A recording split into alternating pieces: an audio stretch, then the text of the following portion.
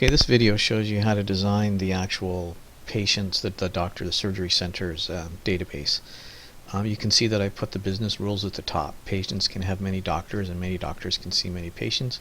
Patients can have multiple procedures and multiple procedures are done on multiple patients. Doctors can have multiple appointments, but an appointment has only one doctor, and patients can have multiple appointments, but an appointment has only one patient. So these are the values we're going to use for this case study. And I'm not going to go into the details of how to point and click to get to this point because you've done several labs on this so far. However, I will show you what it looks like when you're done. You'll have a patient table, and what's special about the patient table is that city comes before street. Normally you'd think street, city, state, postal code. Where I got all of these column names from are from the case study files that you download. It's available to download it in the case study module near the top of the course. And when I download all of those values and I open up the patients table, this is where I got my column names from. Is I knew that patient ID, last name, first name, city, street, state, and postal code were the column names that I'm going to be using eventually. So I mean, often you get your column names from reports. You can also get them from existing data files like we are here. Okay, so now where I got the appointment columns from was I open all these up and see how I've got appointment ID, appointment date, appointment time, and appointment location. And this is formatted as a date time type. This is formatted as text even though it's a time. That's the way it's been formatted in the underlying database. So I'm going to keep it that way. I'm just going to leave it that way. But at least now I know what columns I need from my appointment table. In the doctor's table, you can see that I need a doctor ID, a doctor last name, a doctor first name, and a doctor specialty.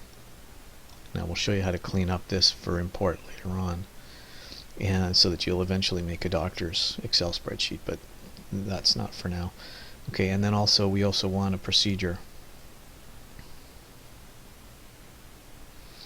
And you can see that there's a procedure name, a prep, a location, and a duration.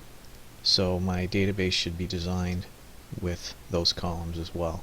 Okay, so if you see any non-key columns in here, it's because I got them from the data files which are available in the case study. Let me show you where those are real quick. If I scroll down and see where it says download the case study files, this is from the case study overview. So I go to case study overview, download, click on case study files, and then download all these case study files someplace on my computer, which I'm going to put on my desktop. And then I'm going to go to my desktop, right click, and go to extract all so that they all go on my desktop. Okay, so they can then open them up and do things with them. So that's where I got those from. Look into each of those to determine what your column names are supposed to be for each of these tables.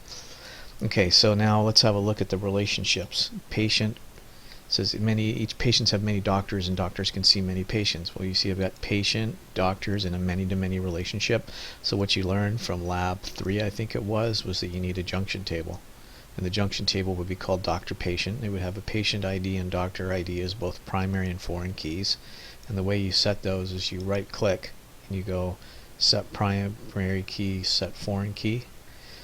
And then you would also drag a relationship line onto here. I generally recommend that you right-click, that you format the shape, and make the width of it a lot wider so that it's easier to see. Right-click and make it a straight connector, and then join it up where it's supposed to go. You'll notice that the standard way of doing a many-to-many relationship, in this case between patient and doctor, is to have the many side on the junction table side and the one side on the non-junction table side, like patient and doctor. Okay, make sure you have that laid out properly that way. Patient procedure is the same idea. You've got a patient procedure table, but then what you do is you add entities for patient ID and procedure ID, set them as both primary keys and forward keys, and then join them together. up like this.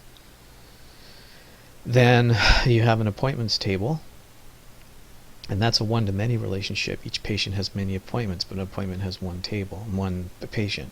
So what I did here was I just added a patient ID and a doctor ID.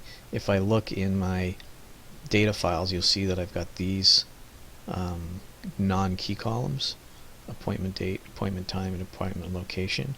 So I added those, and then I added these later because they specify the relationship that we mentioned up here, that doctors have multiple appointments, but an appointment has only one doctor. Patients have multiple appointments, but an appointment has only one patient.